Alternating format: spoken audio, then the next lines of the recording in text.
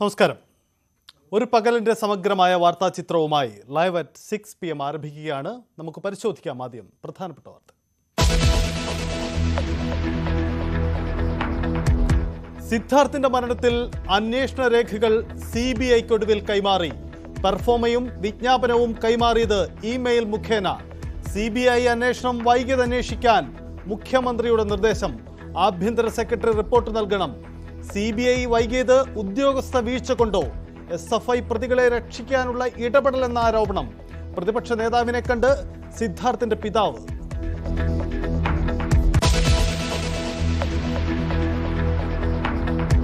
റഷ്യയിൽ കുടുങ്ങിയ മലയാളികൾ ഒടുവിൽ നാട്ടിലേക്ക്. ഇന്ത്യൻ എംബസിയിൽ യുവാക്കളെത്തി. താൽക്കാലിക യാത്രാരേഖകൾ കൈമാറും. റഷ്യൻ സൈന്യത്തിലേക്കുള്ള മനുഷ്യക്കടത്ത് അന്വേഷണം ഊർജിതമാക്കി CBI. തിരുവനന്തപുരത്തെ റിക്രൂട്ടിംഗ് ഏജൻസിയിലും 5 തെങ്ങിലും പരിശോധന നടത്തി. യുദ്ധമുഖത്ത് ഇനിയും നിരവധി മലയാളി യുവാക്കൾ.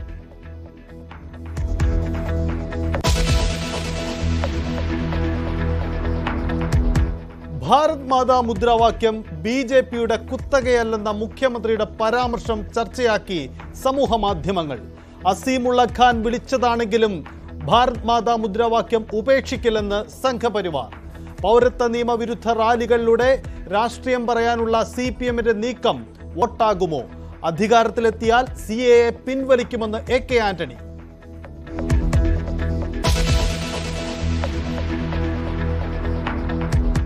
പത്തനംതിട്ടയിലെ CPM ജില്ലാ കമ്മിറ്റിയിൽ നേതാക്കൾ ഏറ്റുമുട്ടിയോ? വാർത്ത നിഷേധിച്ച പാർട്ടി നേതൃത്വം. BJP സ്ഥാനാർത്ഥിയായ മകനെതിരെ വോട്ട് ചോദിച്ച് AK ആന്റണി പത്തനംതിട്ടയിലെത്തുമോ? K സുരേന്ദ്രൻ വയനാട്ടിൽ പ്രചരണം ആരംഭിച്ചു. സാമ്പത്തിക പ്രതിസന്ധി മറികടക്കാൻ ജനങ്ങളിൽ നിന്ന് പണം പിരിക്കാൻ കോൺഗ്രസ്.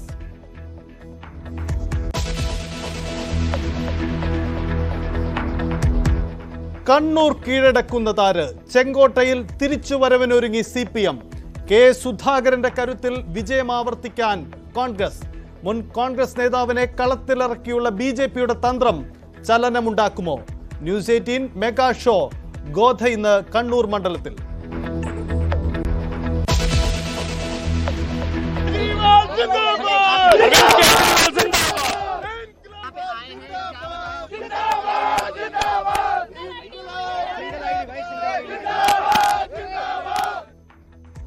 പ്രതിഷേധക്കളമായി ഡൽഹി. കെജ്രിവാളിന്റെ അറസ്റ്റിനെതിരെ മാർച്ചുമായി ആം ആദ്മി പാർട്ടി. തടഞ്ഞു പോലീസ്.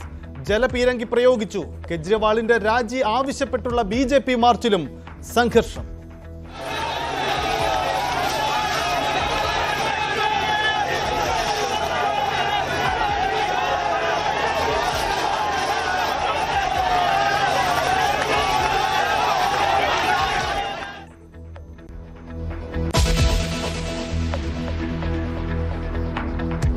സംസ്ഥാനത്ത് ചൂട് കൂടുന്നു.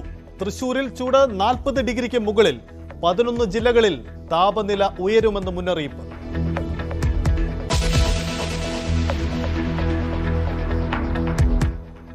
പൂരപ്പറമ്പുകളിലെ ഗജവിസ്മയം ഇനി ഓർമ്മ. മംഗലാംകുന്ന് അയ്യപ്പന് ആരാധകരുടെ യാത്രാമൊഴി.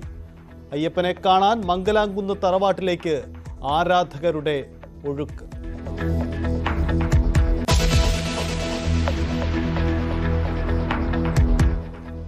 മലപ്പുറത്ത് 2 വയസ്സുകാരി കൊല്ലപ്പെട്ട സംഭവത്തിൽ പിതാവ് ഫായിസിനെതിരെ കൊലക്കുറ്റം ചുമത്തി. ജുവനൈൽ ജസ്റ്റിസ് ആക്ട് പ്രകാരവും കേസ്. കുട്ടി മരിച്ചത് അതിക്രൂര മർദ്ദനമേറ്റ്.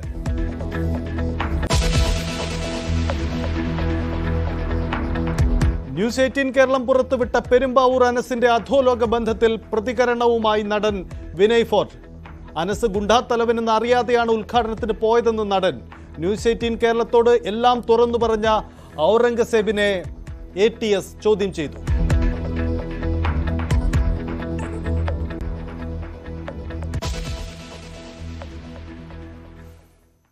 വിശദമായി കടക്കുമ്പോൾ ഈ മണിക്കൂറിലെ ഏറ്റവും പ്രധാനപ്പെട്ട ഒരു വാർത്തയിലേക്കാണ് പോകുന്നത്. സിദ്ധാർത്ഥിന്റെ മരണത്തിൽ അന്വേഷണ രേഖകൾ സർക്കാർ CBIക്ക് കൈമാറി. ഇമെയിൽ മുഖേനയാണ് പെർഫോമ റിപ്പോർട്ടും വിജ്ഞാപനവും സർക്കാർ കൈമാറിയത്. നടപടിക്രമം വൈകിയത് അന്വേഷിക്കാൻ മുഖ്യമന്ത്രി ഇതിനിടയിൽ നിർദ്ദേശം നൽകിയിട്ടുണ്ട്. ഇത് സംബന്ധിച്ച് എന്തുകൊണ്ട് വൈകി എന്നത് അന്വേഷിക്കാൻ ആഭ്യന്തര സെക്രട്ടറിയോടാണ് മുഖ്യമന്ത്രി ആവശ്യപ്പെട്ടിരിക്കുന്നത്. എന്താണ് ഈ വിഷയത്തിൽ സംഭവിക്കുന്നത് എന്താണ്? ഏതായാലും വലിയ വിവാദങ്ങൾക്കൊടുവിലാണ് സർക്കാർ ഈ CBI അന്വേഷണവുമായി ബന്ധപ്പെട്ട നിർണായക രേഖകൾ കൈമാറുന്നത് എന്നതാണ്. അങ്ങനെയെങ്കിൽ കേസിലേക്ക് CBI അന്വേഷണം വേഗത്തിൽ തന്നെ ഉണ്ടാകുമെന്ന് പ്രതീക്ഷിക്കാൻ ഡാൻ കുര്യൻ നമുക്കൊപ്പം ചേരുന്നു. ഡാൻ, ഇന്നൊരു പകൽ ദിനം മുഴുവൻ സിദ്ധാർത്ഥിന്റെ മരണവുമായി ബന്ധപ്പെട്ട വിവാദങ്ങൾ കേരളം ചർച്ച ചെയ്തതാണ്. ആ കുടുംബത്തിന്റെ ആശങ്ക കണ്ടതാണ്. ഏറ്റവും ഒടുവിൽ ചില പിഴവുകൾ പറ്റിയെന്ന കാര്യം സർക്കാർ അംഗീകരിക്കുക കൂടിയാണ് ചെയ്യുന്നത്. ഒടുവിൽ പെർഫോമ റിപ്പോർട്ടും മറ്റ് വിശദാംശങ്ങളും CBIക്ക് കൈമാറുന്നു. ഒപ്പം ഇതെങ്ങനെ വൈകിയെന്ന് അന്വേഷിക്കാനും മുഖ്യമന്ത്രിയുടെ നിർദ്ദേശം. എന്താണ് സംഭവിച്ചത് ഡാൻ?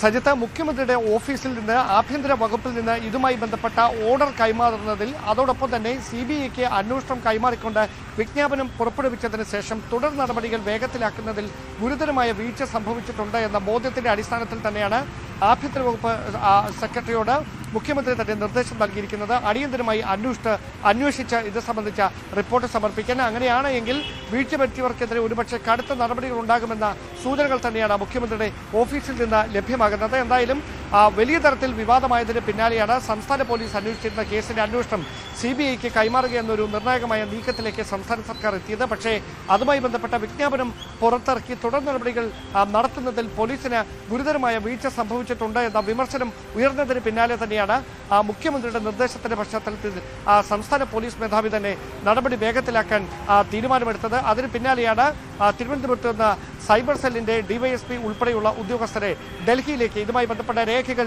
നേരിട്ട് CBI ആസ്ഥാനത്ത് കൈമാറുന്നതിന് വേണ്ടി ഇന്ന് വൈകുന്നേരം അയച്ചതും. പക്ഷേ അവർ ഡൽഹിയിൽ എത്തുന്നതിന് മുമ്പ് തന്നെ ഇമെയിലായി ഈ പെർഫോമ റിപ്പോർട്ടും അതോടൊപ്പം തന്നെ അന്വേഷണത്തിന് CBI അന്വേഷണം കൈമാറിക്കൊണ്ടുള്ള വിജ്ഞാപനവും അത് രണ്ടും ഇമെയിൽ സന്ദേശമായി CBI ആസ്ഥാനത്തേക്ക് അയച്ചിരിക്കുകയാണ്. അതായത് തുടർ നടപടികൾ എത്രയും പെട്ടെന്ന് വേഗത്തിൽ ആക്കുന്നതിന് വേണ്ടിയിട്ടുള്ള നടപടികൾ തന്നെയാണ് ആഭ്യന്തര വകുപ്പിന്റെ ഭാഗത്തു നിന്ന് ഇതുമായി ബന്ധപ്പെട്ട് ഉണ്ടായിരിക്കുന്നത് എന്നതാണ് ഏറ്റവും ശ്രദ്ധേയമായിട്ടുള്ള കാര്യം. പക്ഷേ അപ്പോഴും ഈ പെർഫോമ റിപ്പോർട്ട് കൈമാറുന്നതിൽ വീഴ്ച വരുത്തിയത് ആരാണ് എന്ന വലിയ ചോദ്യം ഉയരുന്നുണ്ട്. ആ വീഴ്ച വരുത്തിയത് ആഭ്യന്തര വകുപ്പിലെ നിർണായകമായ ഒരു സ്ഥാനത്തിരിക്കുന്ന ആളാണ് എങ്കിൽ കടുത്ത നടപടികൾ ഉണ്ടാകുമെന്ന് തന്നെയാണ് മുഖ്യമന്ത്രി ഓഫീസിൽ നമുക്ക് ഏറ്റവും ഒടുവിൽ ലഭ്യമാകുന്ന വിവരങ്ങൾ. സജിത്ത്, ഡാൻ, ഒരു തെരഞ്ഞെടുപ്പ് രംഗത്ത് നിൽക്കുമ്പോഴാണ് ഈ വിവാദം ഉയരുന്നത്. സ്വാഭാവികമായും ഇതൊരു രാഷ്ട്രീയ തിരിച്ചടി ഉണ്ടാകുമെന്നത് മുന്നിൽ കണ്ട് വേഗത്തിൽ CBI അന്വേഷണം സർക്കാർ പ്രഖ്യാപിച്ചതാണ്. പക്ഷേ ഈ അന്വേഷണ നടപടികൾ വൈകിയത് എന്തുകൊണ്ട് എന്നത് സംബന്ധിച്ച് ഒരു ഗൗരവമായ അന്വേഷണത്തിലേക്ക് സർക്കാർ കടക്കുമോ? രാഷ്ട്രീയ തീരുമാനം അല്ലെങ്കിൽ പിന്നെ ഉദ്യോഗസ്ഥ വീഴ്ചയോ? അതാണ് ചോദ്യം.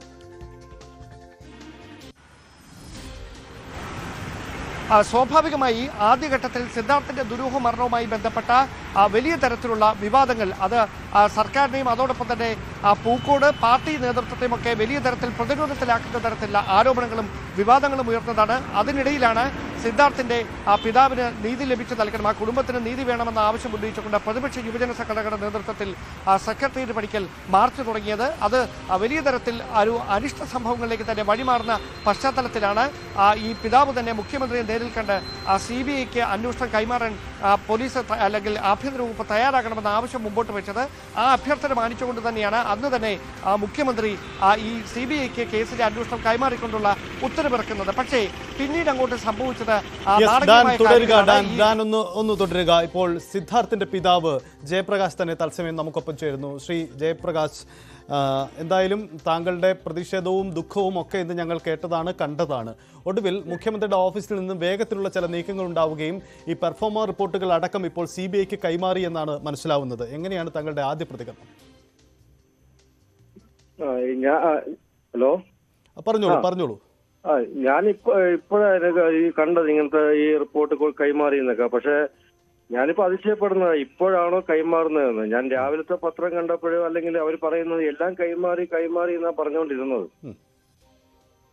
താങ്കൾ കണ്ടാണല്ലോ 16-ാം തീയതി എല്ലാം കൈമാറി, എല്ലാം കഴിഞ്ഞു എന്നാ അവർ പറയുന്നത്. പക്ഷെ എനിക്ക് ഉറപ്പുണ്ടായിരുന്നു, നമ്മൾ അന്വേഷിച്ചപ്പോഴും ഈ സാധനം നമ്മൾ ആഭ്യന്തര മന്ത്രാലയത്തിൽ എത്തിയിട്ടില്ല. ഞാൻ ആവർത്തിച്ച് പറഞ്ഞുകൊണ്ടിരിക്കുകയായിരുന്നു. ഈ സർക്കാർ തലത്തിൽ തന്നെ ഇക്കാര്യത്തിൽ ഒരു വീഴ്ച പറ്റി എന്ന കാര്യം സർക്കാർ അംഗീകരിക്കുന്നു. കാരണം മുഖ്യമന്ത്രിയുടെ ഓഫീസും അംഗീകരിക്കുന്നു. ഒടുവിൽ മുഖ്യമന്ത്രി തന്നെ ഇത് എന്തുകൊണ്ട് വൈകി എന്ന കാര്യത്തിൽ റിപ്പോർട്ട് തേടിയിട്ടുണ്ട് ആഭ്യന്തര സെക്രട്ടറിയോട്. ഇതൊരു ബോധപൂർവമായ വൈകലായി താങ്കൾ സംശയിക്കുന്നുണ്ടോ? അല്ല, അത് വൈകിയും സമ്മതിക്കുന്നത് ഇപ്പോഴാണല്ലോ സമ്മതിക്കുന്നത്. ഇതുവരെയ്ക്കും അവർ സമ്മതിച്ചിട്ടില്ലല്ലോ. ഇപ്പോഴാണല്ലോ സമ്മതിക്കുന്നത്. ഇതുവരെയ്ക്കും ഞാൻ അറിഞ്ഞിട്ടില്ല അവരിങ്ങനെ സമ്മതിക്കുന്നു എന്നുള്ള കാര്യം.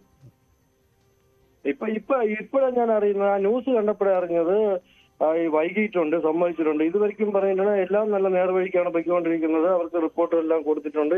എവിടെയൊക്കെ റിപ്പോർട്ട് കൊടുക്കണം അവിടെ എല്ലാം കൊടുത്തിട്ടുണ്ട്. സർക്കാർ അതിൻ്റെതായ രീതിയിൽ പോകുന്നുണ്ട്, പോലീസ് അന്വേഷണം പോകുന്നുണ്ട്, എല്ലാം സർക്കാർ അങ്ങനെയാ പറയുന്നത്. ഇപ്പോഴത്തെ ന്യൂസ് കണ്ടപ്പോഴാണ് ഞാൻ അറിയുന്നത് ഇത് വൈകിട്ടുണ്ടെന്ന് മുഖ്യമന്ത്രി എന്നെ സമ്മതിക്കുന്നുണ്ട്. അത് എന്തുകൊണ്ട് വൈകി, അല്ലെങ്കിൽ യാതൊരു കാരണവശാലും ഏത് സാഹചര്യത്തിലാണ് വൈകി എന്നുള്ള കാര്യം ഞാൻ മുമ്പേ പറഞ്ഞിട്ടുണ്ടല്ലോ. ഇത് വൈകിപ്പിക്കാൻ വേണ്ടി ചെയ്യുന്ന കാര്യമാണ്, തെളിവ് നശിപ്പിക്കാൻ വേണ്ടി ചെയ്തുകൊണ്ടിരിക്കുന്നതാണ്. ഞാൻ ആവർത്തിച്ച് കരഞ്ഞുകൊണ്ട് പറഞ്ഞുകൊണ്ടിരിക്കുകയാണ്, അവർ തെളിവ് നശിപ്പിക്കുകയാണ്. അവർക്ക് CBIക്ക് റിപ്പോർട്ട് പോയിട്ടില്ല. പലരും പറഞ്ഞിട്ട് ഈ സർക്കാരിൽ തന്നെ പറഞ്ഞുകൊണ്ട് റിപ്പോർട്ട് പോയിട്ടുണ്ടെന്ന്. ഇപ്പൊ പറയുന്നു, ഒരു ന്യൂസ് ഞാൻ കേട്ടു, സ്പെഷ്യൽ DSP പേപ്പേഴ്സ് കൊണ്ടുപോകുന്നു ഡൽഹിക്ക്. പിന്നെ ഇപ്പം ആഭ്യന്തര സെക്രട്ടറിക്ക് റിപ്പോർട്ട് തേടിയിരിക്കുന്നു. റിപ്പോർട്ട് തേടിയിരിക്കേണ്ട ആവശ്യം തോന്നുന്നു, എനിക്ക് അതാ മനസ്സിലാവാത്തത്. എന്തുകൊണ്ട് റിപ്പോർട്ട് തേടിയിരിക്കുന്നു? ഇന്നലെ വരെ പറഞ്ഞത് അങ്ങനെയല്ലല്ലോ. എല്ലാ പ്രോപ്പർ വേയിലാണ് പൊയ്ക്കൊണ്ടിരിക്കുന്നത്. എല്ലാം നല്ല ഒഫീഷ്യൽ വേയിൽ കറക്റ്റായിട്ട് പൊയ്ക്കൊണ്ടിരിക്കുന്നു. ഒരു കുഴപ്പവും സർക്കാരിന്റെ ഭാഗത്തുനിന്ന് ഉണ്ടായിട്ടില്ല എന്ന് പറഞ്ഞിട്ട് ഇന്ന് പെട്ടെന്ന് എന്തുകൊണ്ടാണ് ഇങ്ങനെ ഒരു റിപ്പോർട്ട് തേടിയിരിക്കുന്നു എന്ന് പറയുന്നത്? എനിക്ക് സത്യം പറഞ്ഞാല് എനിക്ക് ഒന്നും മനസ്സിലാവുന്നില്ല. എന്താണ് ആര് കളിക്കുന്നു, എന്ത് കളിക്കുന്നു? താങ്കളുടെ സംശയം, ആശങ്ക അത് ഞങ്ങൾക്ക് മനസ്സിലാകുന്നു. ഒരു കാര്യം കൂടി, എന്തായാലും ഈ സർക്കാർ പറയുന്നത് പോലെ റിപ്പോർട്ട് കൈമാറുകയും ഇനി അന്വേഷണം നടക്കുകയും ചെയ്താൽ താങ്കൾക്ക് പ്രതീക്ഷയുണ്ടോ ഇനിയുള്ള അങ്ങോട്ടുള്ള അന്വേഷണ നടപടികളിൽ? അല്ല, അങ്ങനെ എനിക്ക് ഒരിക്കലും ഇപ്പോഴും പ്രതീക്ഷയില്ല. കാരണം ഇതുപോലെയാണല്ലോ എന്നെ ഈ CBI അന്വേഷണം പ്രഖ്യാപിച്ചിട്ടാണ്, നിങ്ങൾക്ക് CBI അന്വേഷണം വേണോ, CBI അന്വേഷണം തരാം എന്ന് പറഞ്ഞിട്ട് അന്ന് എന്നെ പറഞ്ഞു പറ്റിച്ചതുപോലെയാണോ ഇതെന്ന് എനിക്ക് അങ്ങനെ അറിയാൻ പറ്റും. ഇന്ന് പറയുന്നു CBI റിപ്പോർട്ട് കൊടുത്തയക്കുന്നു, ഡൽഹിക്ക് കൊടുത്തയക്കുന്നു എന്ന് പറയുന്നു. കൊടുത്തയക്കുന്നു, ആ റിപ്പോർട്ടിനകത്ത് എന്തുണ്ട് എന്ന് എനിക്കെങ്ങനെ അറിയാം? എന്നെ കാണിക്കണം എന്ന് ഞാൻ പറയുന്നില്ല. അതിപ്പോ എനിക്ക് അവർക്ക് പ്രോട്ടോകോൾ അനുസരിച്ച് എന്താണ് ചെയ്യേണ്ടതെന്ന് എനിക്കറിയില്ല. അത് വേറെ കാര്യം. റിപ്പോർട്ട് കൊടുത്തയക്കുന്നു. രണ്ടാമത്തെ കാര്യം, ആഭ്യന്തര സെക്രട്ടറിയുടെ വിശദീകരണം തേടുന്നു. അപ്പൊ ഇതുപോലെ ഞാൻ ഈ CBI അന്വേഷണം 9-ാം തീയതി പ്രഖ്യാപിച്ചിട്ട് ഞാനൊരു 10 ദിവസം മിണ്ടാതിരുന്നു. ഇപ്പൊ കുഴപ്പമില്ല, അന്വേഷണം വരും, അതിനന്വേഷിക്കും. അതുപോലെ ഇനി ഇപ്പൊ ഇങ്ങനെ ഒരു പ്രഖ്യാപനം ഉണ്ടായിട്ട് ഞാൻ വീണ്ടും ഒരാഴ്ച ഞാൻ മിണ്ടാതിരിക്കണോ? അങ്ങനെയാണോ ഞാൻ സംശയിക്കുന്നു. ശരിക്കും എനിക്കറിയില്ല എന്ത് റിപ്പോർട്ടാണ് കൊണ്ടുപോകുന്നത്. മുഖ്യമന്ത്രി താങ്കൾക്ക് ഒരു ഉറപ്പ് നൽകി പിന്നീട് കബളിപ്പിച്ചു, അങ്ങനെ തന്നെയാണോ താങ്കൾ വിശ്വസിക്കുന്നത്? ഞാൻ ഇതുവരെയ്ക്കും അങ്ങനെയാണെന്ന് വിശ്വസിക്കുന്നത്. കാര്യം എന്ന് വെച്ചാല് അന്ന് ഞാൻ വളരെ വിശ്വാസത്തോടു കൂടി ഇറങ്ങി വന്നതാണ് അവിടെ നിന്ന്. പെട്ടെന്ന് ഞാൻ ഒരു അപേക്ഷ കൊടുക്കുന്നു, CBI അന്വേഷണം ഇപ്പൊ പെട്ടെന്ന് പ്രഖ്യാപിച്ചു തരുന്നു. ഞാൻ വളരെയേറെ വിശ്വസിച്ചാണ് അവിടെ നിന്ന് വന്നത്. അവിടെ വന്നിട്ട് എന്തുകൊണ്ട് ഇത്രയും ദിവസം വൈകി? കാര്യം പല നിയമ വിദഗ്ധരോടും ഇതുമായിട്ട് ബന്ധപ്പെട്ട പല IPSകാരോടും അല്ലെങ്കിൽ പല അഡ്വക്കേറ്റ്സിനോടും എല്ലാ പേരോടും ഞാൻ ഇതിന്റെ നിയമവശങ്ങളും കാര്യങ്ങളും എല്ലാം തിരക്കിയിട്ട് തന്നെയാണ് ഞാൻ ഇത് പ്രതികരിക്കുന്നത്. ജയപ്രകാശ്, ഒരു കാര്യം കൂടി അറിയിക്കട്ടെ. ഈ വിഷയത്തിൽ ഉദ്യോഗസ്ഥ തലത്തിലോ അല്ലെങ്കിൽ സർക്കാർ തലത്തിലോ വലിയ വീഴ്ചയുണ്ടായി എന്ന കാര്യം വളരെ വ്യക്തമായി കഴിഞ്ഞു. കാരണം 3 ഉദ്യോഗസ്ഥർക്ക് സസ്പെൻഷൻ നടപടിയാണ് ഉണ്ടായിരിക്കുന്നത്. സസ്പെൻഡ് ചെയ്തുകൊണ്ടാണ് ഇപ്പോൾ ഒരു ഇടപെടൽ ഉണ്ടായിരിക്കുന്നത്. അങ്ങനെയെങ്കിൽ ആ ഇടപെടലും ആ നീക്കങ്ങളെയും താങ്കൾ സ്വാഗതം ചെയ്യുന്നുണ്ട്? അല്ല, സസ്പെൻഷൻ ഉണ്ടായെന്ന് ഞാൻ അറിഞ്ഞിട്ടില്ല. ഇപ്പൊ ഉണ്ടായിട്ടുണ്ടോ അതെനിക്കറിയില്ല. അതെ, ഇപ്പൊ ഉണ്ടായ നടപടിയാണ്, വളരെ വേഗത്തിലുണ്ടായതാണ്. അതെനിക്കറിയില്ല. താങ്കൾ പറഞ്ഞപ്പോഴേ മാത്രമേ ഞാൻ അറിഞ്ഞിട്ടുള്ളൂ അങ്ങനെ ഉണ്ടായിട്ടുണ്ടോന്ന്.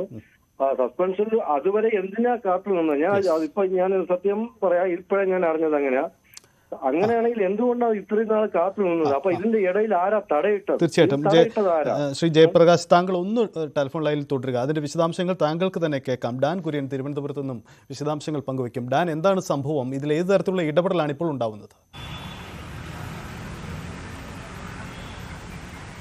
സൈത്ത്, നമ്മൾ സൂചിപ്പിച്ച പോലെ തന്നെ മുഖ്യമന്ത്രിയുടെ ഓഫീസിൽ നിന്ന് നിർണായകമായ ഇടപെടലുണ്ടായിരിക്കുന്നു. ഈ പെർഫോമർ റിപ്പോർട്ട് കൈമാറുന്നതിൽ വീഴ്ച വരുത്തിയ 3 ഉദ്യോഗസ്ഥർക്കെതിരെയാണ് ഇപ്പോൾ വകുപ്പ് തല നടപടിയുടെ ഭാഗമായി സസ്പെൻഷൻ ഉത്തരവിട്ടിരിക്കുന്നത്. VV അരുൺ അതിന്റെ വിശദാംശങ്ങളുമായി എന്നോടൊപ്പം ചേരുന്നു. അരുൺ, ഏത് തരത്തിലാണ് ഈ നടപടികൾ ഉണ്ടായിരിക്കുന്നതെന്ന് നമുക്കറിയാൻ കഴിയുന്നത്? ഡാൻ, ഇത് ഏറ്റവും വലിയൊരു രാഷ്ട്രീയ തിരിച്ചടിയായി സർക്കാരിന് മാറുകയായിരുന്നു സിദ്ധാർത്ഥൻ വിഷയം. അത് ഇപ്പോഴല്ല, തെരഞ്ഞെടുപ്പ് പ്രഖ്യാപിക്കുമ്പോൾ തന്നെ അത്തരമൊരു അവസ്ഥയിലേക്ക് കാര്യങ്ങൾ പോയിരുന്നു. പക്ഷേ അത് സർക്കാർ ഒരുവിധം ആ പ്രശ്നം പരിഹരിച്ചാണ് CBI അന്വേഷണത്തിൽ ഉത്തരവിട്ടത്. പക്ഷേ CBI അന്വേഷണം ഉത്തരവിട്ട ശേഷവും എന്തുകൊണ്ട് ഈ ബാക്കി നടപടികൾ വൈകി, എന്തുകൊണ്ട് CBI അറിയിക്കാൻ വൈകിയ ചോദ്യമാണ് ഉയർന്നു വന്നത്. കഴിഞ്ഞ ദിവസമൊക്കെ ഇന്നലെ സിദ്ധാർത്ഥന്റെ പിതാവ് ജയപ്രകാശ് ഉൾപ്പെടെയുള്ളവർ രാജീവ് ചന്ദ്രശേഖരൻ അതുപോലെ തന്നെ പ്രതിപക്ഷ നേതാവിനെ കാണുകയും ചെയ്തത് വലിയ രാഷ്ട്രീയ വിവാദമായി വീണ്ടും മാറുന്ന സാഹചര്യം. മുഖ്യമന്ത്രി നേരിട്ട് ഇടപെട്ടൊരു വിഷയമാണ്. മുഖ്യമന്ത്രിയാണ് 9-ാം തീയതി തന്നെ കണ്ട സിദ്ധാർത്ഥന്റെ പിതാവിനോട് ജയപ്രകാശിനോട് സിദ്ധാർത്ഥന്റെ മാതാവിന്റെ പരാതി CBIക്ക് വിടാൻ തയ്യാറാണെന്ന് അറിയിച്ചത്. തൊട്ടു പിന്നാലെ അന്ന് വൈകിട്ട് തന്നെ ഇതിന്റെ വിജ്ഞാപനം പുറത്തിറങ്ങിയിരുന്നു. പക്ഷേ 9-ാം തീയതി വിജ്ഞാപനം പുറത്തിറങ്ങിയിട്ടും ഇതിന്റെ CBI അറിയിച്ചുള്ള കത്ത് ആഭ്യന്തര വകുപ്പ് additional chief secretary head of branch central bureau of investigation CBI കൈമാറിയത് 16-നാണ്. 7 ദിവസത്തെ കാലതാമസം അതിന് മാത്രം വന്നു. അവിടെ കൊണ്ട് പ്രശ്നം തീരുന്നില്ല. ഇവരെ സർക്കാർ ഈ രേഖകളൊക്കെ പുറത്തുവിട്ട് രക്ഷപ്പെടാൻ നോക്കുമ്പോൾ മറ്റു പ്രധാനപ്പെട്ടവരും ഇന്ന് പുറത്തു വന്നു. അത് ഈ വിഷയത്തിൽ പെർഫോമ കൈമാറിയില്ല. CBIക്ക് അന്വേഷണം വിട്ടാൽ മാത്രം പെർഫോമ കൈമാറണം. അതും എന്തുകൊണ്ട് തയ്യാറായില്ല എന്ന ചോദ്യമാണ് ഉയർന്നു വന്നത്. മുഖ്യമന്ത്രി ഇന്ന് വിഷയത്തിൽ അടിയന്തരമായി ഇടപെടുകയും കുറ്റക്കാർ ഉണ്ട് എന്ന് ഉറപ്പിച്ചു തന്നെയാണ് മുഖ്യമന്ത്രി നിലപാടെടുത്തത്. കുറ്റക്കാർ ആരെന്ന് കണ്ടെത്തണം, അവർ നടപടി സ്വീകരിക്കണമെന്ന് ആഭ്യന്തര ചീഫ് സെക്രട്ടറി നിർദ്ദേശം നൽകി. അതിന്റെ അടിസ്ഥാനത്തിലാണ് ഈ കത്ത് 16-ാം തീയതി കത്തയച്ച ആഭ്യന്തര വകുപ്പ് സെക്ഷനിലെ ഡെപ്യൂട്ടി സെക്രട്ടറി പ്രശാന്ത VK, മറ്റു 2 അഞ്ജു, അങ്ങനെ 3 പേർക്കെതിരെയാണ് നടപടിയെടുത്തത്. 3 പേരെയാണ് ആഭ്യന്തര ഡെപ്യൂട്ടി സെക്രട്ടറി പ്രശാന്ത VK, section officer Bindu, assistant Anju, ഈ 3 പേർക്കെതിരെയാണ് നടപടിയെടുത്തിരിക്കുന്നത്. 3 പേരെയും സസ്പെൻഡ് ചെയ്തുകൊണ്ട് അല്പസമയത്തിനകം ഉത്തരവിറങ്ങും. ആഭ്യന്തര വകുപ്പ് അഡീഷണൽ ചീഫ് സെക്രട്ടറിയുടെയാണ് ഈ ഉത്തരവ്. മുഖ്യമന്ത്രിയുടെ കർശന ഇടപെടൽ അത്തരമൊരു നടപടി ഉണ്ടായിരിക്കുന്നു. യെസ്, അരുണ് ഒപ്പം ഡാൻ തുടരുക, നിങ്ങളൊന്ന് തുടരുക. ശ്രീ ജയപ്രകാശ്, സിദ്ധാർത്ഥിന്റെ പിതാവ് തന്നെ നമുക്കൊപ്പമുണ്ട്. അദ്ദേഹമാണ് സ്വാഭാവികമായും ഇതിന്റെ വേദന പേറേണ്ടി വരുന്നയാൾ. ശ്രീ ജയപ്രകാശ്, താങ്കൾ കേട്ടുകഴിഞ്ഞ് കാണുമെന്ന് കരുതുന്നു. എന്തായാലും 3 ഉദ്യോഗസ്ഥർക്കെതിരെ നടപടി ഉണ്ടാവുന്നുണ്ട്. അങ്ങനെയെങ്കിൽ ഇതൊരു വലിയ വീഴ്ച സർക്കാർ തലത്തിൽ സംഭവിച്ചു എന്ന കാര്യം സർക്കാർ തന്നെ അംഗീകരിക്കുകയാണ്. എന്തായാലും ഇനി അങ്ങോട്ട് അന്വേഷണ നടപടികൾ വേഗത്തിലാകും, അല്ലെങ്കിൽ CBI അന്വേഷണം ആരംഭിക്കുമെന്ന് താങ്കൾ കരുതുന്നുണ്ടോ? ഞാൻ വിശ്വസിക്കുന്നു. അങ്ങനെ CBI അന്വേഷണം തന്നെ വേണം, വിശ്വസിക്കുന്നു എന്ന് മാത്രമല്ല, ഇത് അന്വേഷണം തന്നെ കിട്ടിയേ പറ്റുള്ളൂ. എന്നാലും മാത്രമേ എനിക്ക് നീതി കിട്ടുള്ളൂ. അല്ലാതെ ഞാൻ ഇത് ഒരാഴ്ച അല്ലെങ്കിൽ 10 ദിവസം ക്ഷമിച്ചിരുന്നത് മാതിരി ഇതുപോലെ പോയി കഴിഞ്ഞാൽ വീണ്ടും ഇതുപോലെ സ്ലോ ആവും. അടുത്തൊരു അട്ടിമറി ഉണ്ടായിക്കൊണ്ടിരിക്കും. ഇപ്പൊ 3 പേർക്ക് സസ്പെൻഷൻ ഉണ്ടായിക്കൊണ്ട് താങ്കൾ പറഞ്ഞു, ഞാനിപ്പോഴേ അറിഞ്ഞത്. പക്ഷേ അത് മുഖ്യമന്ത്രി അത് ചെയ്തിട്ടുണ്ടെങ്കിൽ ഞാൻ അദ്ദേഹത്തിന്റെ ആ തീരുമാനത്തിനെ ഞാൻ സ്വാഗതം ചെയ്യുന്നു. ശരിക്കും പറഞ്ഞാൽ അദ്ദേഹം വീഴ്ച പറ്റി എന്ന് അദ്ദേഹം സമ്മതിച്ചു. അത് സസ്പെൻഡ് ചെയ്തിട്ടുണ്ടെങ്കിൽ അദ്ദേഹം ധാർമ്മികമായി ചെയ്തിട്ടുണ്ടെന്നാണെങ്കിൽ ഞാൻ ശരിക്കും അത് ഞാൻ സ്വാഗതം ചെയ്യുന്നു. പക്ഷെ അങ്ങനെയാണെങ്കിൽ ഈ 3 പേര് മാത്രമേ ഉള്ളൂ, അതും കൂടെ ഒന്ന് ചിന്തിക്കേണ്ടിയിരിക്കുന്നു. ഓക്കെ, അതിൽ ഞാൻ അതിൽ അങ്ങോട്ട് പോകുന്നില്ല. ആരൊക്കെ കുറ്റക്കാരനാണ്, ആരൊക്കെ ഈ റിപ്പോർട്ട് പൂഴ്ത്തി വെച്ചു, എവിടെയൊക്കെ അട്ടിമറി നടന്നു എന്നും കൂടെ അന്വേഷിക്കാൻ ബഹുമാനപ്പെട്ട മുഖ്യമന്ത്രി തയ്യാറാണെന്നുണ്ടെങ്കിൽ ശരിക്കും ഞാൻ അദ്ദേഹത്തിനെ കൂടുതൽ ഞാൻ സ്നേഹിക്കുന്നില്ല, ബഹുമാനിക്കുന്നു. അദ്ദേഹം ഇതിനോട്ട് കൂടുതലായിട്ട് പോയി കഴിഞ്ഞാൽ ഈ സത്യം പുറത്തു കൊണ്ടുവരണം എന്ന് അദ്ദേഹത്തിന് താല്പര്യമുണ്ടെങ്കിൽ, അല്ലാതെ പാർട്ടിപരമായിട്ടോ അല്ലെങ്കിൽ അവരവരുടെ വിദ്യാർത്ഥി സംഘടനയെ സംരക്ഷിക്കണം എന്നുള്ള വിചാരം മാറ്റി വച്ചിട്ട് കുറ്റവാളികളെ ശരിക്കും മാക്സിമം ശിക്ഷ വാങ്ങിക്കൊടുക്കണം എന്നുള്ളൊരു മനസ്സ് അദ്ദേഹത്തിന് ഉണ്ടെങ്കിൽ, ആ രീതിയിൽ ചിന്തിക്കുന്നുണ്ടെങ്കിൽ ശരിക്കും ഞാൻ ഈ ഒരു തീരുമാനത്തിനെ ഞാൻ സ്വാഗതം ചെയ്യുന്നു. ശരിക്കും ഞാൻ സ്വാഗതം ചെയ്യുന്നു. കാരണം അങ്ങനെയാണെങ്കിൽ ഞാൻ CBI അന്വേഷണത്തിൽ ഞാനിപ്പോ വീണ്ടും വിശ്വസിക്കുന്നില്ല. CBI അന്വേഷണം ഞാൻ വിശ്വസിക്കുന്നു. സർക്കാർ അന്വേഷണത്തിൽ വിശ്വാസം ഇല്ലാത്തതുകൊണ്ടാണല്ലോ ഞാൻ CBIക്ക് പോയത്. അപ്പൊ ഇനി അട്ടിമറി ഉണ്ടാവരുതേ എന്ന് ഞാൻ പ്രാർത്ഥിക്കുന്നു. ഇനിയും ഉണ്ട് ഇനി ആൾക്കാർ ഒരുപാടുണ്ട്. ഈ 3 പേര് സസ്പെൻഷനിലായിട്ടുള്ള അവർ മാത്രമല്ല, ഉദ്യോഗസ്ഥർ മാത്രമല്ല. ഇതിൽ ഏറ്റവും പ്രധാനമായിട്ടുള്ള 3 പെൺകുട്ടികൾ, സിദ്ധാർത്ഥനെ കൊല്ലാൻ വേണ്ടി കൂട്ടുനിന്ന 3 പെൺകുട്ടികൾ എന്തുകൊണ്ട് അവരെ തൊടുന്നില്ല? അക്ഷയ് എന്ന് പറയുന്ന ഇവന്റെ കൂട്ടുകാരൻ ഏറ്റവും ക്രൂരമായിട്ട് കൊല്ലാൻ വേണ്ടി കൂട്ടുനിന്ന ഇടുക്കിയിലെ ആ സംരക്ഷണയിൽ കഴിയുന്ന അക്ഷയെ തൊടുന്നില്ല. ഈ 3 പെൺകുട്ടികളെ അറസ്റ്റ് ചെയ്യുന്നില്ല. ഇതെല്ലാം അറിയണമല്ലോ സാറേ, ഇതെല്ലാം അറിയണം. അറിഞ്ഞു കഴിഞ്ഞാൽ മാത്രം തന്നെയാണ് ഞാൻ അടങ്ങിയിരിക്കുള്ളൂ. ഇല്ലാന്നുണ്ടെങ്കിൽ ഞാൻ പ്രക്ഷോഭമായിട്ട് തുടങ്ങും. ഇപ്പൊ ഈ ഒരു മൂവ്മെന്റ് ശരിക്കും പറഞ്ഞാല് ബഹുമാനപ്പെട്ട മുഖ്യമന്ത്രിയുടെ ഭാഗത്തു നിന്നുണ്ടായത് ഞാൻ ശരിക്കും അത് സ്വാഗതം ചെയ്യുന്നു. അദ്ദേഹത്തിനോട് നന്ദിയുണ്ട് എനിക്ക്. ശരി, വളരെ നന്ദി ഞങ്ങളോട് ഈ ഘട്ടത്തിൽ സഹകരിച്ചത്. എന്തായാലും താങ്കളുടെ ധർമ്മസമരത്തിന് ഞങ്ങളുടെ പൂർണ്ണ പിന്തുണയും ഞങ്ങളും പ്രഖ്യാപിക്കുകയാണ്. പൂർണ്ണമായും താങ്കളുടെ ഈ ദൗത്യത്തിലേക്ക് ഞങ്ങളും ഉണ്ടാകും. അന്വേഷണം നല്ല രീതിയിൽ നടക്കട്ടെ. സിദ്ധാർത്ഥ എന്ന കുട്ടിയുടെ മരണത്തിന് ഇടയാക്കിയ കുറ്റക്കാരാരൊക്കെയാണെങ്കിലും അവരെയൊക്കെ നിയമത്തിൻ്റെ മുന്നിൽ കൊണ്ടുവരാൻ കഴിയട്ടെ എന്നും നമുക്ക് കരുതുന്നു. എന്തായാലും ഡാൻ കുര്യനും ഒപ്പം BV അരുണുമാണ് ഏറ്റവും പുതിയ വിവരങ്ങൾ തിരുവനന്തപുരത്തും പങ്കുവച്ചത്. മറ്റൊരു പ്രധാനപ്പെട്ട വാർത്ത കൂടി നമുക്ക് നോക്കേണ്ടതുണ്ട്. കാരണം വളരെ പ്രധാനപ്പെട്ട രാഷ്ട്രീയ സാഹചര്യങ്ങളാണ് നടന്നു വരുന്നത്. നമുക്ക് മറ്റൊരു പ്രധാനപ്പെട്ട വാർത്ത നോക്കുമ്പോൾ റഷ്യയിൽ കുടുങ്ങിയ മലയാളികൾ നാട്ടിലേക്ക് എന്ന പ്രധാനപ്പെട്ട വാർത്ത കൂടിയാണ് നമ്മൾ പങ്കുവയ്ക്കുന്നത്. ഇന്ത്യൻ എംബസിയിലേക്ക് യുവാക്കളെത്തി. താൽക്കാലിക യാത്രാരേഖകൾ ഇവർക്ക് കൈമാറും. റഷ്യൻ സൈന്യത്തിലേക്കുള്ള മനുഷ്യക്കടത്തന്വേഷണം ഊർജിതമാക്കുകയായിരുന്നു CBI. എന്തായാലും ഈ വിഷയത്തിൽ നിർണായകമായ നീക്കമാണ് ഉണ്ടാവുന്നത്. 2 മലയാളികൾ ഇന്ത്യൻ എംബസിയിലേക്ക് എത്തിയിരിക്കുന്നു. അവർ ഉടൻ തന്നെ നാട്ടിലേക്ക് വരും. ഇന്ന് രാവിലെ ന്യൂസ് 18 സംപ്രേഷണം ചെയ്ത പ്രിൻസ് എന്ന യുവാവിൻ്റെ വേദനകൾ, ആ പ്രിൻസ് തന്നെ നാട്ടിലേക്ക് വരുന്നു എന്ന പ്രധാനപ്പെട്ട കാര്യമാണ്. എന്തായാലും 5 തെങ്ങിലുള്ള മത്സ്യത്തൊഴിലാളി ഗ്രാമത്തിനും ആ കുടുംബങ്ങൾക്കും ആശ്വസിക്കാൻ വകയുണ്ട്. 2 മലയാളികൾ നാട്ടിലേക്ക് വരികയാണ്. അവർ യുദ്ധമുഖത്തായിരുന്നു. എല്ലാ പാസ്പോർട്ട് അടക്കമുള്ള എല്ലാ യാത്രാരേഖകളും അവർക്ക് നഷ്ടമായിരുന്നു. അവർക്ക് പണമില്ലായിരുന്നു. ആരോഗ്യ പ്രശ്നങ്ങൾ നിരവധി ഉണ്ടായിരുന്നു. തൊഴിൽ തട്ടിപ്പിന് വിധേയരായി റഷ്യൻ അതിർത്തിയിൽ കുടുങ്ങപ്പെട്ട മലയാളികൾ ഒടുവിൽ നാട്ടിലേക്ക് വരികയാണ്. 2 മലയാളികളാണ് ഇപ്പോൾ നാട്ടിലേക്ക് വരാൻ അവർക്ക് വഴിയൊരുങ്ങുന്നത്. മറ്റു നിരവധി പേർ കുടുങ്ങിക്കിടക്കുന്നു എന്ന് ആശങ്കപ്പെടുന്ന മറ്റൊരു ചിത്രം കൂടിയുണ്ട്. ഡാൻ കുര്യൻ തുടരുന്നുണ്ട്. ഡാൻ പുറത്തു കൊണ്ടുവന്ന വാർത്തയാണ്. ഡാനാണ് ഈ പ്രതിസന്ധി മലയാളികളെ അറിയിച്ചത്. എന്തായാലും 2 പേർക്ക് യാത്രാ വഴി ഒരുങ്ങുന്നു. 2 പേർ നാട്ടിലേക്ക് വരുന്നു. അവർ ഇപ്പോൾ ഇന്ത്യൻ എംബസിയിൽ എത്തിക്കഴിഞ്ഞു. അങ്ങനെയെങ്കിൽ ഇനി അവർക്ക് താൽക്കാലിക രേഖകളും മറ്റുമായി അവർ നാട്ടിലേക്കുള്ള യാത്ര ഉടൻ ഉണ്ടാകുമെന്ന് കരുതാം. എന്താണ് നമുക്ക് ലഭ്യമാവുന്ന വിശദാംശങ്ങൾ?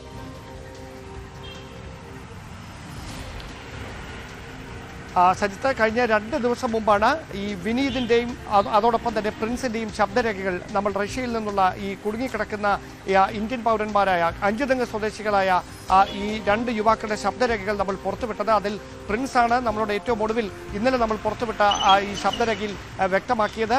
തനിക്ക് എംബസിയുടെ ഭാഗത്തു നിന്ന് കാര്യക്ഷമമായ ഇടപെടലല്ല ഉണ്ടാകുന്നത്. ഈ ട്രാവൽ പേപ്പർ അനുവദിക്കാൻ തയ്യാറായാൽ തനിക്ക് മറ്റ് പ്രശ്നങ്ങളൊന്നുമില്ലാതെ തന്നെ എത്രയും പെട്ടെന്ന് മടങ്ങിയെത്താനാകും. അതിനു പകരം പാസ്പോർട്ടും വിസയും ആവശ്യപ്പെടുന്ന തരത്തിലേക്ക് അവരുടെ നടപടികൾ പോകുന്നത് കൊണ്ടാണ് ഈ തിരികെ വരാനുള്ള ആ പ്രോസസ്സ് സങ്കീർണമാകുന്നത്. അത് ഈ ഒരു ഘട്ടത്തിൽ, ഈ സങ്കീർണമായ ഒരു സാഹചര്യത്തിൽ യുദ്ധമുഖത്ത് തനിക്ക് പാസ്പോർട്ടും വിസയും റഷ്യൻ സേനയുടെ കയ്യിൽ നിന്ന് തിരികെ വാങ്ങി എംബസിയിൽ അത് കൊടുക്കാനുള്ള ഒരു നിർവാഹമില്ല, 1 രൂപ പോലും കൈവശമില്ല എന്ന് ആ ശബ്ദരേഖയിൽ വ്യക്തമായിരുന്നു. അതിന് പിന്നാലെയാണ് എംബസി ഉദ്യോഗസ്ഥർ അദ്ദേഹത്തെ ഫോണിൽ ബന്ധപ്പെട്ട് ഇന്ന് മോസ്കോയിലുള്ള ഇന്ത്യൻ എംബസിയിൽ ഹാജരാകാൻ നിർദ്ദേശം നൽകിയത്.